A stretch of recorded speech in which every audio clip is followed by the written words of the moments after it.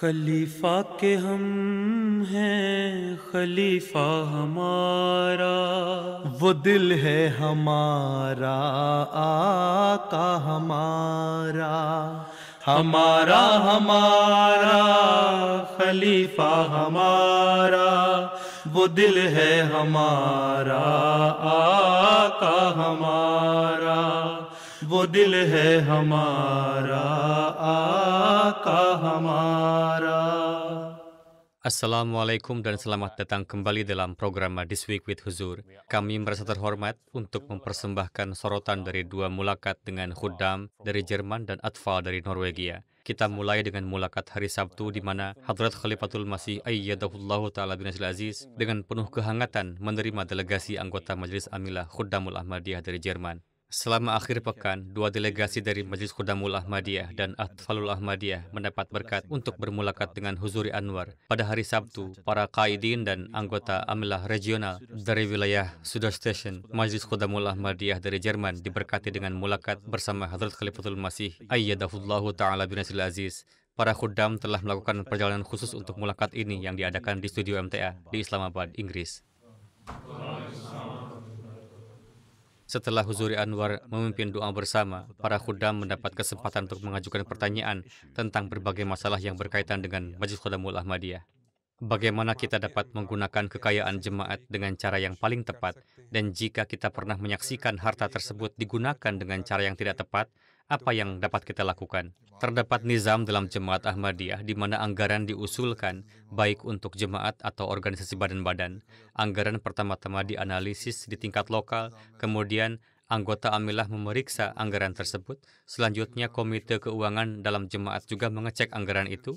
Anggaran kemudian diajukan dalam syura dan didiskusikan. Setelah itu anggaran dibagi dan dialokasikan ke dalam kategori-kategori tertentu.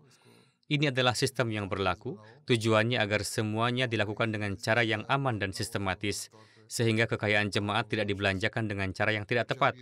Ketika anggaran disetujui dan uang dikeluarkan, tidak diserahkan kepada satu orang saja, melainkan diserahkan ke markaz atau pusat. Misalnya ada anggaran untuk Khuddamul Ahmadiyah, anggaran yang dialokasikan untuk para muhtamin dan departemen masing-masing, diserahkan kepada mereka, dan semua ini dilakukan dengan persetujuan sadar. Jika ada pengeluaran yang melebihi anggaran, pengeluaran tersebut dikirim ke amilah untuk disetujui, dan persetujuan akhir diminta lagi dari markaz. Jadi ada nizam formal yang berlaku. Jika ada seseorang yang masih berencana untuk mencuri kekayaan jemaat, seorang pencuri bahkan bisa membuka kunci untuk mencuri apa yang mereka inginkan. Orang seperti itu urusannya dengan Allah Ta'ala. Tetapi jika seseorang menemukan bahwa terjadi sesuatu yang tidak sesuai, Anda harus melaporkannya segera. Jika masalah tersebut dapat diselesaikan dalam amilah dan dalam majelis, maka langkah-langkah yang diperlukan untuk ini harus diambil. Dan jika tidak, maka harus dilaporkan ke markas, dan markas akan mengambil tindakan yang dianggap perlu. Ada seluruh proses untuk ini dalam jemaat. Jika terjadi penyimpangan keuangan dan jika ditemukan bahwa seseorang menggunakan sejumlah uang dengan tidak tepat, maka orang tersebut bertanggung jawab untuk mengembalikan jumlah tersebut. Orang seperti itu segera dibebaskan dari tugasnya. Jika jumlah uang yang digunakan secara tidak benar cukup banyak dan orang tersebut tidak mengembalikannya dalam jangka waktu yang tentukan, maka orang tersebut juga dapat dikeluarkan dari jemaat. Namun jika orang tersebut mengembalikan jumlah uang itu dan pengusirannya dari jemaat dimaafkan, bahkan dalam kasus seperti itu ada aturan di mana terlepas dari hukuman yang diberikan kepada orang tersebut, baik itu dengan tidak diberikan jabatan apapun atau dikeluarkan dari jemaat, ketika seseorang menyelesaikan masa hukumannya, ketika seseorang mengakui kesalahannya dan mengembalikan jumlah yang digelapkan, bahkan dalam kasus seperti itu, orang tersebut tidak boleh diberikan jabatan apapun selama 3 tahun. Ini adalah aturan yang berlaku. Jadi, nizam jemaat telah dirancang sedemikian rupa sehingga keuangan jemaat dijaga seaman mungkin. Inilah sebabnya Hadrat Masih Maud Islam telah bersabda, saya tidak khawatir tentang dari mana uang akan datang. Allah Ta'ala telah berjanji kepada saya bahwa aku akan menganugerahkan kekayaan kepadamu dan bahwa pekerjaan jemaat akan terus berkembang. Jadi saya tidak khawatir dalam hal ini. Saya hanya khawatir tentang fakta bahwa orang-orang yang akan datang setelah saya, semoga mereka tidak menjadi serakah ketika melihat kekayaan. Akankah mereka menggunakannya dengan bijak? Akankah mereka menggunakannya dengan tepat? Akankah itu dibelanjakan dengan tepat sesuai dan ketika dialokasikan? Inilah yang saya khawatirkan. Jadi kita harus memperhatikan iman kita, dan inilah yang menjadi kekhawatiran Hadrat Masih Maud alaihissalam. Dengan demikian, kita harus berdoa semoga Allah Ta'ala menjaga iman semua orang yang berkhidmat di bidang mal atau di departemen lainnya. Juga semoga mereka menanamkan rasa takut kepada Tuhan sampai batas di mana jangan pernah terbetik di dalam benak mereka untuk menggunakan kekayaan jemaat dengan cara yang tidak pantas. Juga jangan sampai terlintas di benak para pengkhidmat untuk menimpakan kerugian kepada jemaat dan tidak memenuhi hak terhadap pengkhidmatan mereka. Setiap pengurus, kita menyebut mereka pemegang jabatan, tetapi sebenarnya mereka adalah pengkhidmat.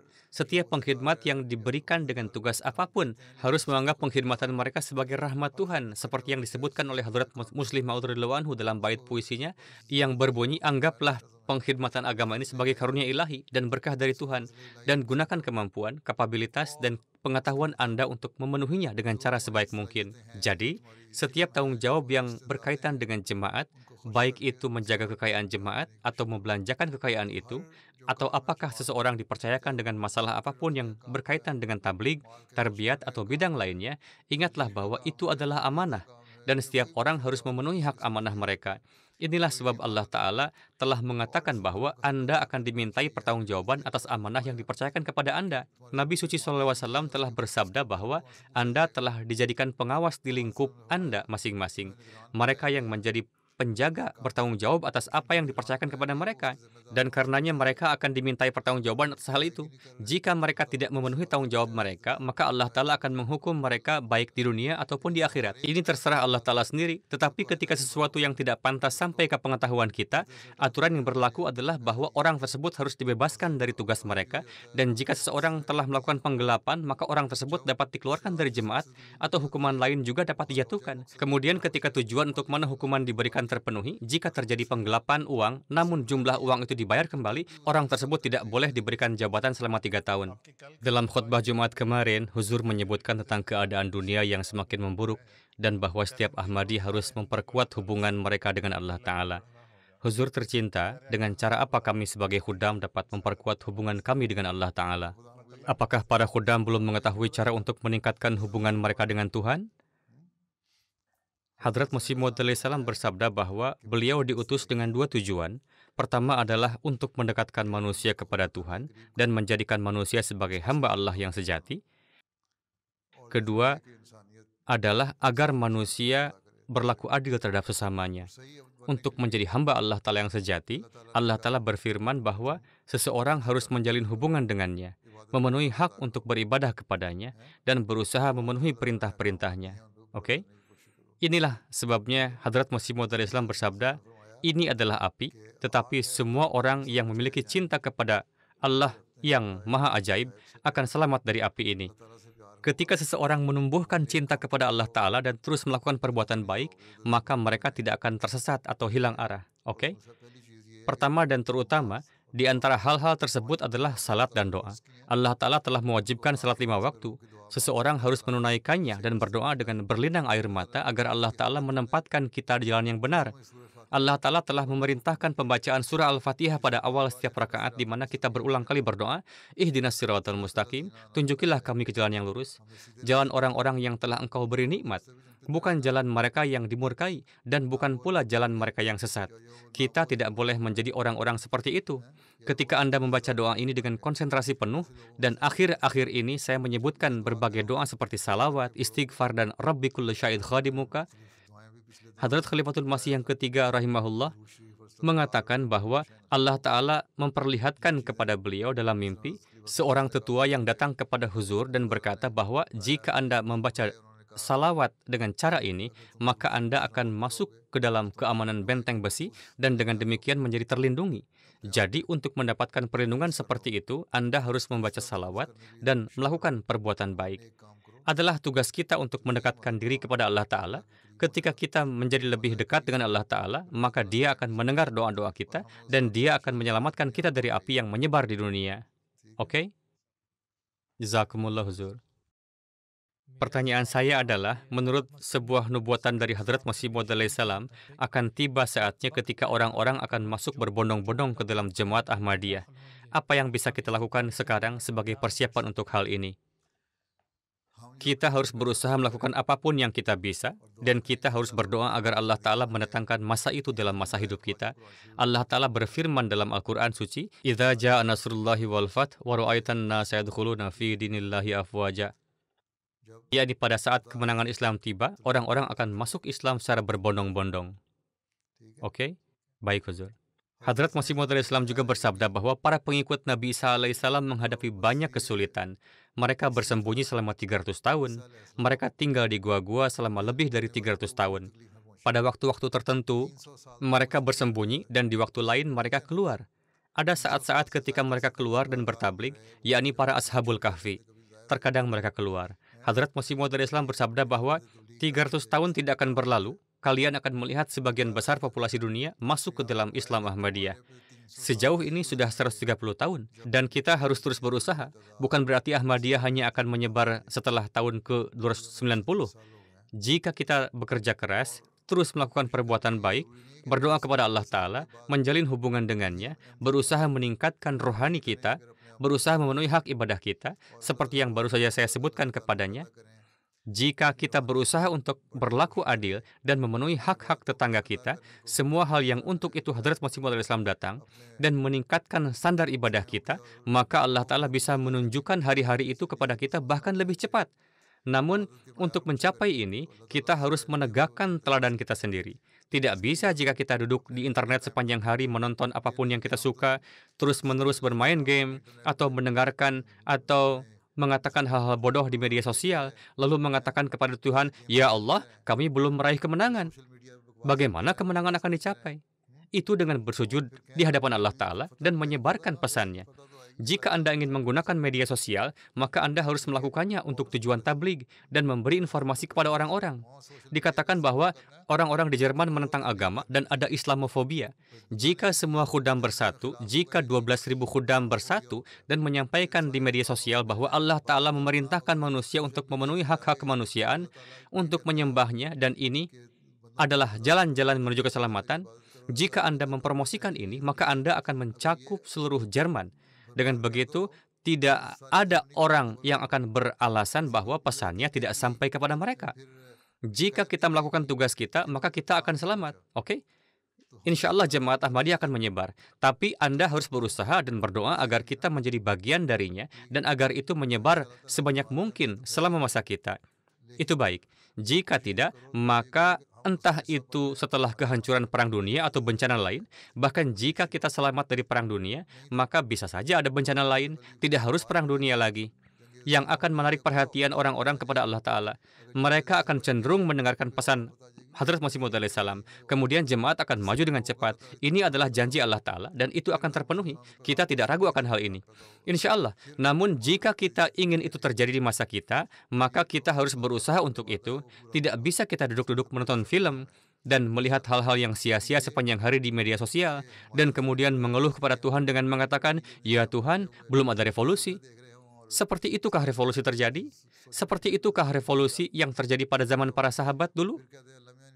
Mereka mengorbankan nyawa mereka. Oke? Saya telah menceritakan dan baru kemarin saya menyebutkan bahwa mereka tetap lapar. Mereka hampir tidak punya pakaian untuk melindungi diri dari dingin. Dan ketika mereka duduk di luar, lidah mereka membeku dan mereka tidak bisa berbicara. Mereka bahkan tidak bisa menjawab Nabi Suci SAW ketika beliau memanggil mereka. Apa yang terjadi saat itu? Allah Ta'ala berfirman, "Jangan takut, kemenangan sudah dekat." Orang-orang akan masuk ke dalam agama secara berbondong-bondong. Dan memang demikianlah yang terjadi. Ini adalah janji yang sama yang Allah Ta'ala berikan kepada Hadrat Masih Maud alaihissalam karena beliau datang sebagai hamba Nabi Suci SAW untuk menyebarkan agamanya. Tidak mungkin Allah Ta'ala membuat janji kepada Rasulullah SAW tetapi tidak memenuhinya. Itu akan terpenuhi, insya Allah. Namun, seberapa besar peran yang akan kita mainkan? Kita akan mendapatkan waktu sebanyak usaha yang kita lakukan. Dan begitu pula mereka yang setelah kita sesuai dengan usaha mereka. Sekarang terserah Anda untuk memutuskan seberapa banyak usaha yang akan Anda lakukan. Oke? Jazakumullah Huzur. Piare Huzur, ada beberapa saudara khudam yang memiliki tunggakan candah selama beberapa tahun.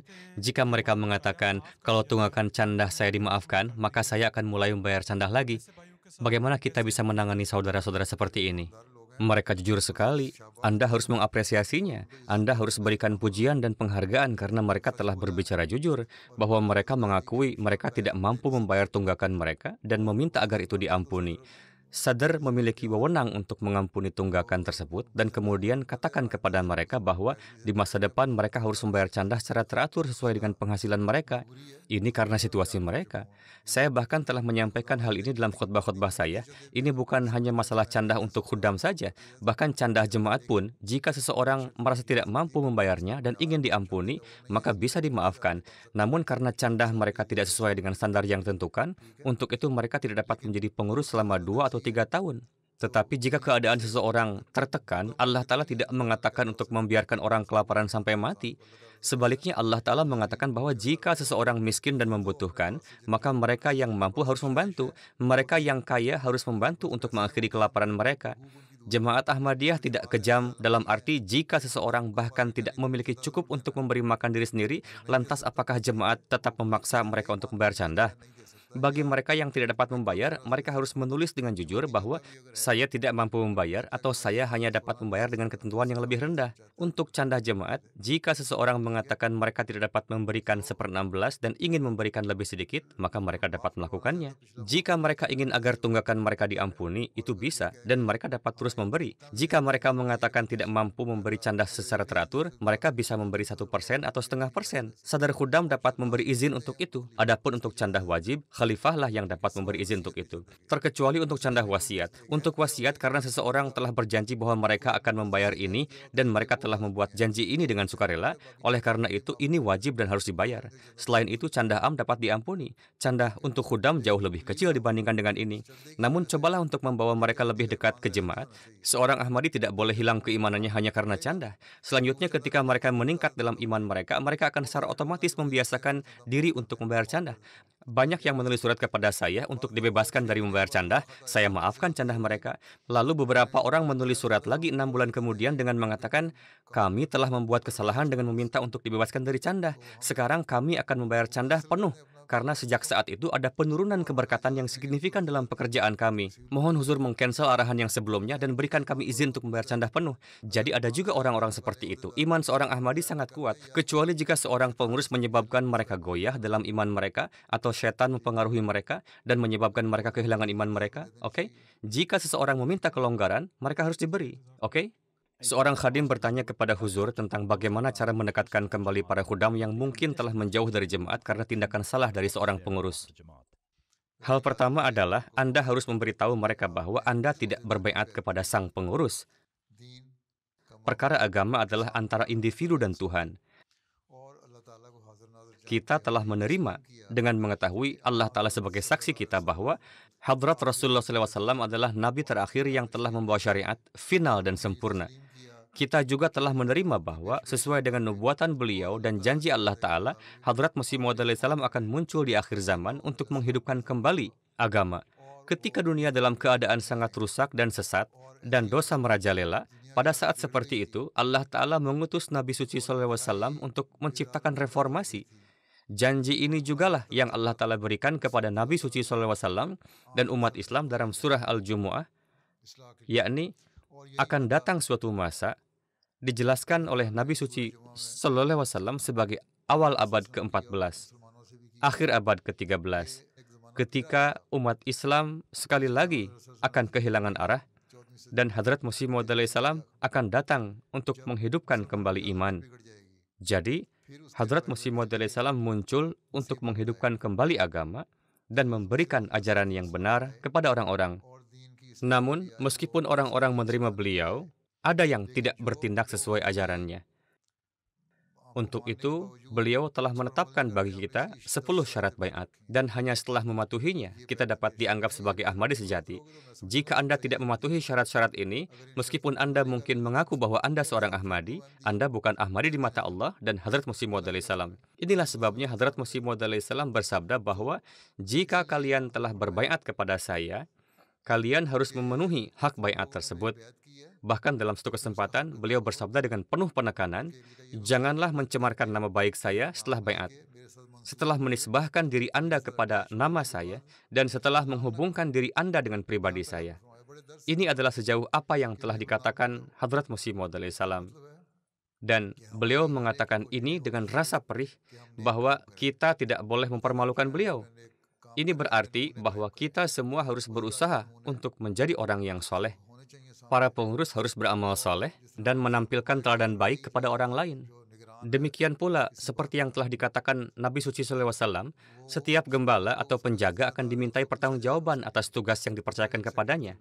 Ada sekretaris tarbiyat, kaid tabligh, muhtamim tarbiyat, dan posisi lain dalam nizam jemaat, dan juga di bawah badan lajnah, khuddam, dan ansar.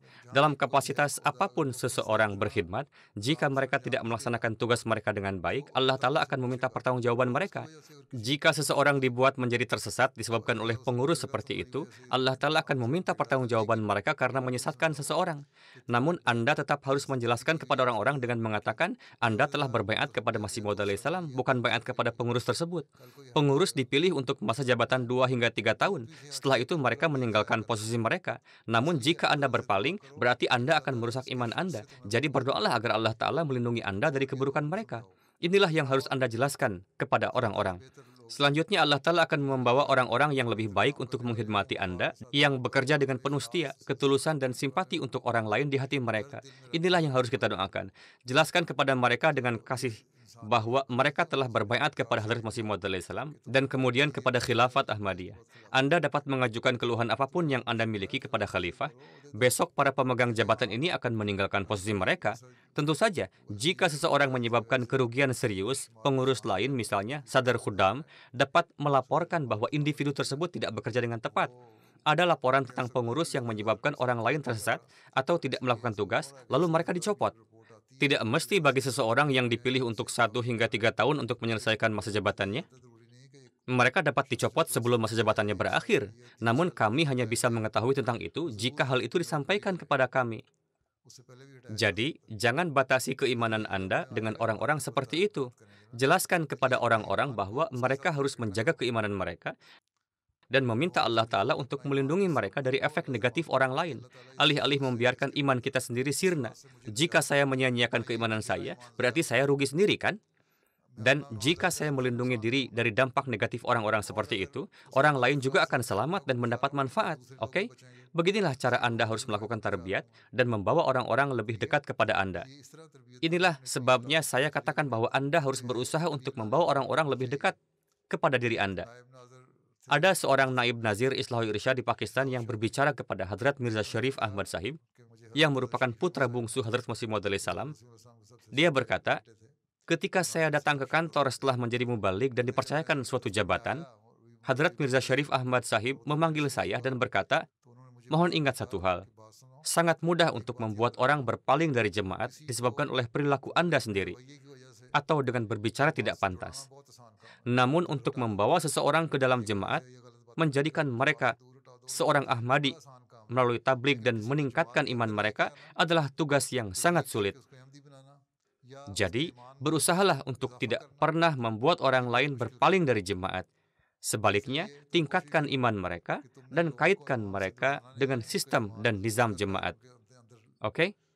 Jadi, jelaskan ini kepada orang-orang, berdoa untuk mereka, dan juga dorong mereka untuk berdoa, alih-alih menyia-nyiakan iman mereka sendiri. Oke? Baik, jazakumullah huzur. Assalamualaikum.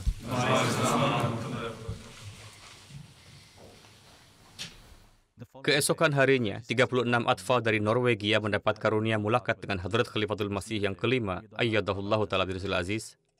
Para atfal telah melakukan perjalanan khusus untuk mulakat yang diadakan di studio MTA di Islamabad. Program dimulai dengan pembacaan Al-Quran, diikuti oleh kasidah dan nazm. Kemudian atfal mendapat kesempatan untuk mengajukan pertanyaan tentang berbagai masalah kontemporer dan Islam. Seorang atfal mengajukan pertanyaan tentang kecerdasan buatan dan apakah itu sesuatu yang harus digunakan. Hal yang perlu difahami adalah tidak ada yang buruk pada zat atau esensinya, juga tidak ada yang baik. Seseorang dapat menjadikannya jahat atau baik. Adapun manusia, dia tidak buruk atau baik ketika dilahirkan. Hadrat Rasulullah SAW menyatakan bahwa lingkungannya, orang tuanya, mereka yang tinggal di dekatnya, merekalah yang menjadikannya buruk atau baik. jika dia diberi tarbiyat yang baik, maka dia menjadi baik. Tapi jika dia diberi tarbiyat yang buruk, maka dia menjadi buruk. Jika Anda menemukan teman yang baik, maka Anda juga akan menjadi baik. Tapi jika Anda memiliki teman buruk yang suka keluyuran, gemar menonton film, media sosial, dan tidak belajar, maka Anda akan menjadi seperti mereka. Untuk itu, seseorang pernah bertanya kepada Hadrat Masih Maud alaihissalam bahwa saya dulu memiliki lebih banyak semangat untuk mendekatkan diri kepada Tuhan dan memiliki iman yang lebih kuat kepadanya. Sekarang, iman saya perlahan-lahan berkurang. Hadrat Masih Maud alaihissalam bersabda, tempat di mana Anda duduk di sekolah atau perguruan tinggi, sepertinya teman sebangku Anda adalah seorang ateis. Dia tidak percaya pada Tuhan. Ubah tempat duduk Anda. Duduklah di tempat lain dengan orang yang saleh dan religius. Anda akan baik-baik saja. Lalu dia mengubah tempat duduknya dan mulai duduk di sebelah siswa religius, dan dia mulai memiliki pemikiran religius, dan dia menjadi baik. Begitu juga sistem yang ada saat ini, yaitu AI atau kecerdasan buatan, memiliki kebaikan dan perbuatan baik dapat dilakukan melaluinya. Dan kita dapat memanfaatkannya dengan baik untuk terjemahan. Beberapa dari kita memanfaatkan ini dan menggunakannya selama bekerja, tetapi untuk sepenuhnya bergantung padanya juga tidak benar, karena kita harus memeriksa kembali nanti. Misalnya, jika kita menerjemahkan buku-buku agama, kita menggunakan AI, maka kita harus merevisinya sekali lagi, oke? Kita harus mengeditnya lagi, karena AI hanya memiliki kapasitas sebanding dengan berapa banyak informasi yang Anda berikan padanya. Itu akan menghasilkan apapun yang dimasukkan orang ke dalamnya. Inilah yang terjadi, oke? Mengenai terjemahan misalnya, ada lelucon yang terkenal. Seseorang mengatakan bahwa ada bait syair ghalib dalam bahasa Urdu, yang artinya bahwa berita ini telah sampai ke dunia bahwa ghalib akan dipermalukan. Ini intinya. Seseorang bertanya kepada AI, apa terjemahannya? AI mengatakan, ini adalah berita panas bahwa bagian-bagian ghalib akan terbang. Oke? Jadi, jika Anda memberi bait ini kepada AI, itu akan mengubah purze dalam bahasa Urdu menjadi bagian-bagian dan akan mengubah urne menjadi terbang. Jadi jika kalimatnya seperti ini, maka Anda harus merevisinya lagi, oke? Anda harus mengeditnya. Ya, itu memiliki kegunaan yang baik dan beberapa orang menggunakannya dengan baik dan tidak ada salahnya dalam hal itu. Tetapi untuk sepenuhnya bergantung padanya atau untuk memberi seseorang informasi yang salah melalui ini dan untuk mencemarkan reputasi mereka, untuk menyebabkan mereka jatuh ke dalam reputasi buruk atau untuk memberi mereka informasi palsu yang karena itu seperti yang telah saya katakan misalnya bahwa terjemahan bait syair itu dilakukan secara tidak benar. Dengan cara ini, jika Anda memberikan informasi yang salah, maka ini salah. Ya, gunakan AI sejauh itu berada dalam kendali Anda, karena tidak ada bahaya di dalamnya. Tetapi jika Anda sepenuhnya bergantung padanya atau menggunakannya untuk alasan yang salah, jika Anda mulai mencemarkan nama baik atau mempermalukan orang melaluinya, atau jika Anda mulai menciptakan berita palsu, maka ini menjadi salah. Oke? Jika Anda ingin menggunakannya untuk kebaikan, maka Anda bisa melakukannya. Oke? Kami juga sedang meneliti hal ini, markas juga sedang meneliti hal ini. Beberapa orang kita menggunakannya untuk tugas-tugas yang lebih kecil dan penelitian lebih lanjut sedang dilakukan. Para Ahmadi harus melakukan lebih banyak penelitian tentang hal ini, dan jika para Ahmadi menggunakannya demi kebaikan, maka itu baik. Jika itu untuk kebaikan umat manusia, itu tidak apa-apa. Namun jika itu merugikan umat manusia dan musuh-musuh memanfaatkannya, maka itu keliru. Oke? Baik, jazakallah. Pertanyaan saya adalah, bagaimana saya bisa membuat ikatan yang lebih kuat dengan Allah? Jika kamu ingin mengembangkan ikatan yang lebih kuat dengan Allah Ta'ala, maka lakukanlah melalui salat. Ada 5 salat yang telah ditetapkan oleh Allah Ta'ala. Berapa usiamu? 10 tahun, Huzur. Kamu sekarang berusia 10 tahun, salat menjadi wajib ketika seseorang mencapai usia 10 tahun. Rasulullah menyatakan bahwa seseorang harus memberitahu anak-anak mereka yang mencapai usia 10 tahun untuk melaksanakan salat mereka, untuk bersikap tegas dalam hal ini dan membuat mereka melaksanakan salat mereka. Oleh karena itu, perlu untuk melaksanakan salat. Laksanakan 5 salat wajib sehari-hari. Laksanakan 5 salat dengan konsentrasi dan perenungan. Berdoalah dalam sujud Anda kepada Allah Ta'ala agar ikatanmu dengannya menguat. Kamu hafal surah Al-Fatihah kan, yang kita baca selama salat? Alhamdulillahirrabbilalamin. Nabi SAW menyatakan bahwa wajib membaca ini dalam setiap salat. Allah Ta'ala telah mengajarkan doa-doa di dalamnya. Setelah memuji Allah, seseorang berdoa, ihdinas siratal mustaqim, tunjukilah kami jalan yang lurus. Iyyaka na'budu, kami ingin menyembahmu. Dan hanya melalui pertolonganmu kami dapat menyembahmu. Oleh karena itu, berdoalah kepada Allah Ta'ala agar Dia memberikan taufik kepada kita untuk beribadah dan melaksanakan salat. Oke? Kemudian, iyyaka nasta'in, kami memohon pertolonganmu untuk ini. Mintalah pertolongan dari Allah Ta'ala dengan mengatakan, Ya Allah, kami memohon pertolonganmu agar kami dapat menyembahmu dengan cara yang benar. Ihdinas siratal mustaqim, tunjukilah kami jalan yang lurus. Jalan yang benar, yang merupakan jalan lurus dan bukan jalan yang salah. Semoga teman-teman kita adalah mereka yang baik. Semoga lingkungan kita baik. Semoga kita menjadi orang-orang yang berbicara baik. Semoga kita tidak menyusahkan saudara-saudara kita saat kita menempuh jalan yang benar. Semoga kita mematuhi orang tua. Semoga kita mengikuti perintah-perintah Allah Ta'ala. Ini kemudian akan menjadi ihdinas siratal mustaqim untukmu saat ini. Tetapi seiring kamu terus tumbuh, doa tunjukilah kami jalan yang lurus akan semakin berkembang maknanya. Jika kamu meminta ini, ikatanmu akan menguat dengan Allah Ta'ala. Pertanyaan saya adalah, bagaimana saya bisa menjadi seorang wakfenau yang baik? Saya pernah menyampaikan khutbah Jum'ah mengenai wakfenau di Kanada yang menjelaskan bagaimana kalian bisa menjadi wakfenau yang baik. Mintalah sekretaris wakfenau di jemaatmu untuk mencarikannya dan mendiskusikannya denganmu. Ada banyak poin dalam khutbah itu, sekitar 30 atau 35 poin. Poin-poin utamanya adalah bahwa kalian bisa menjadi wakfenau yang baik jika kalian memiliki iman kepada Allah Ta'ala dan kalian beribadah kepadanya.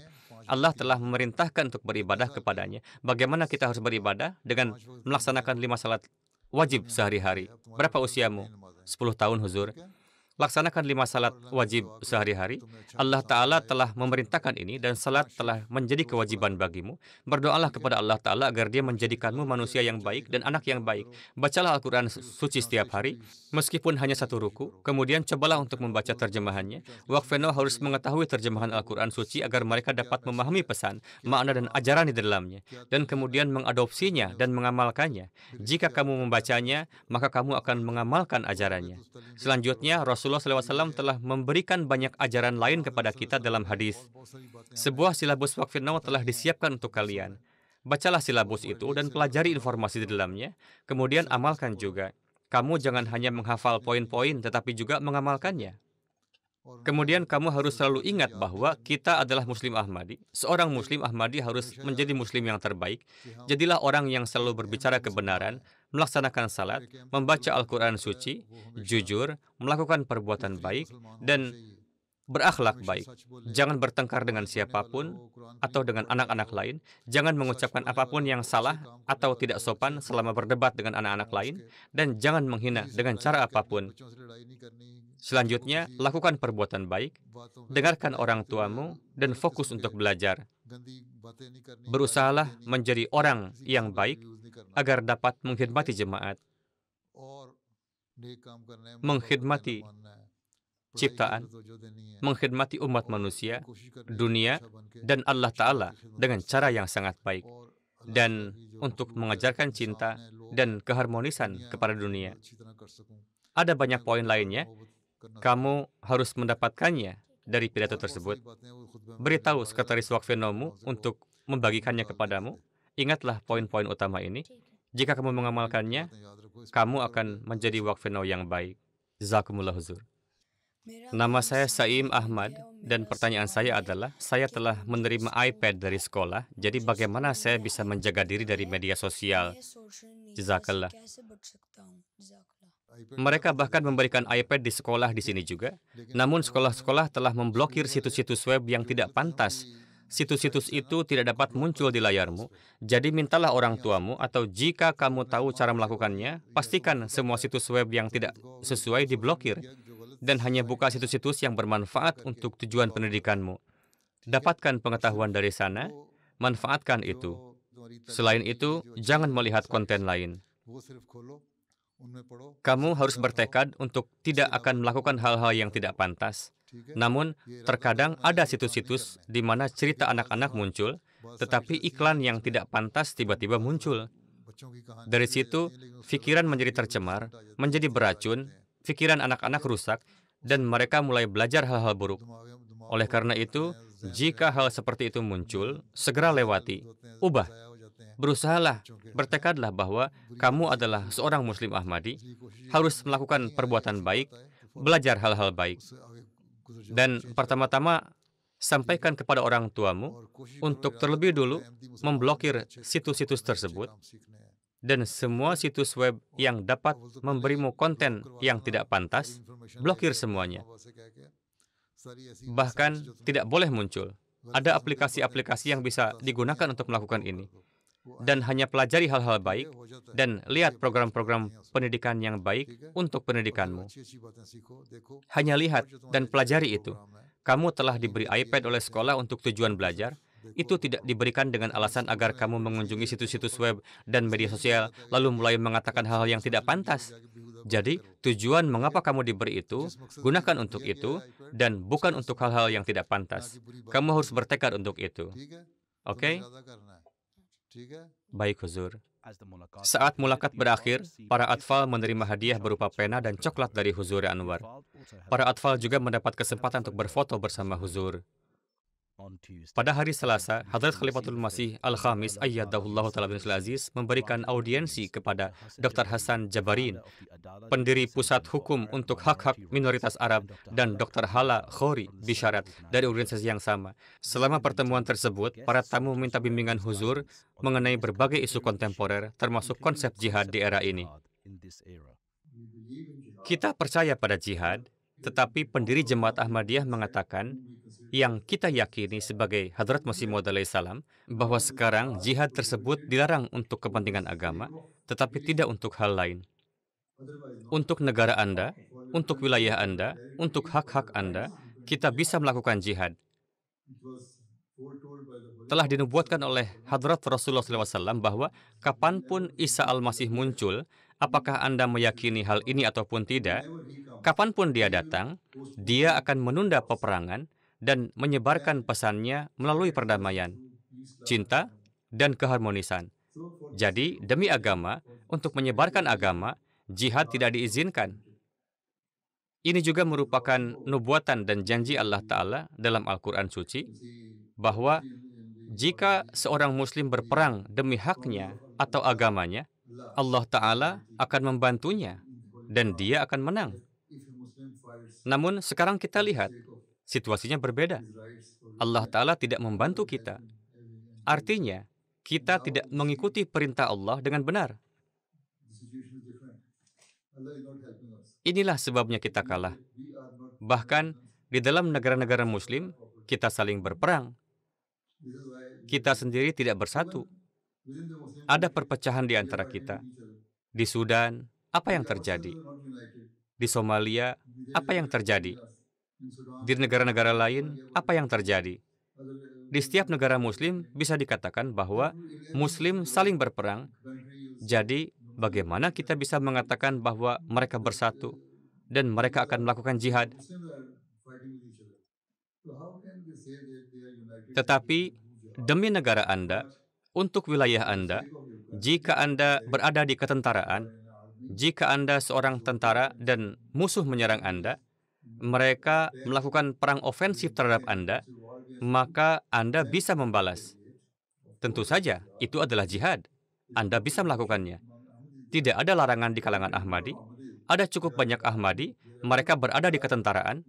Dimanapun mereka berada di ketentaraan, tentara negara tertentu, mereka berperang untuk negara tersebut untuk melawan musuh. Inilah definisi yang kami percayai.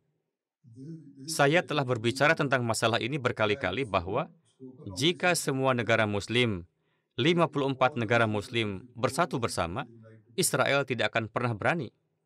Atau Amerika tidak akan pernah berani menyerang salah satu negara Muslim. Tetapi kita tidak bersatu. Itulah tadi sorotan dari berbagai mulakat yang terjadi akhir pekan lalu. Sekarang kita mengakhiri dengan segmen terakhir kita, ringkasan khutbah Jumat. Dalam khutbah Jumat hari ini, Huzur Ayyadahullah Ta'ala bin Aziz melanjutkan khutbahnya mengenai perang Khandak atau perang Parit. Menjelang akhir khutbahnya, Huzur menginstruksikan doa untuk para Ahmadi di seluruh dunia dan menyoroti perpecahan dan perselisihan dalam dunia Muslim. Para Ahmadi di Pakistan juga harus berdoa untuk diri mereka sendiri. Akhir-akhir ini ada upaya untuk mempersulit keadaan mereka di negeri itu sebisa mungkin. Mereka harus berusaha lebih dari sebelumnya untuk mendapatkan ridho Allah Ta'ala, karena seperti yang saya sebutkan, kondisi mereka terus memburuk. Semoga Allah Ta'ala melimpahkan berkat dan rahmat-Nya. Demikian pula para Ahmadi keturunan Pakistan yang tinggal di seluruh dunia harus berdoa khususnya untuk saudara-saudara Pakistan mereka. Semoga Allah Ta'ala memberikan keselamatan dari kesulitan-kesulitan ini. Begitu juga berdoalah untuk para Ahmadi di Bangladesh. Mereka juga harus berdoa untuk diri mereka sendiri. Semoga Allah Ta'ala melindungi mereka dari segala kejahatan. Para Ahmadi di sana juga menghadapi kesulitan besar. Berdoalah juga untuk para Ahmadi di Aljazair. Semoga Allah Ta'ala melindungi mereka dari segala kejahatan. Mereka juga menghadapi sanksi dan dipenjara. Semoga Allah Ta'ala menjaga mereka tetap teguh dalam iman. Para Ahmadi di Sudan juga menghadapi keadaan sulit karena perang di sana. Berdoalah untuk mereka juga. Di mana-mana mereka yang mengaku Muslim menghadapi kesulitan di tangan orang lain yang juga mengaku Muslim. Inilah sebabnya mengapa mereka yang menentang Islam berusaha dengan sangat berani untuk menyakiti umat Islam. Anda harus banyak berdoa. Allah Ta'ala dapat menahan pemerintah Israel, pemerintah Amerika, dan kekuatan-kekuatan besar lainnya. Allah Ta'ala Maha Kuasa. Namun agar ini terjadi, umat Islam juga harus bertindak dengan cara yang sesuai dengan ridho Allah Ta'ala, dan mereka harus memberi contoh hidup bersama sebagai saudara.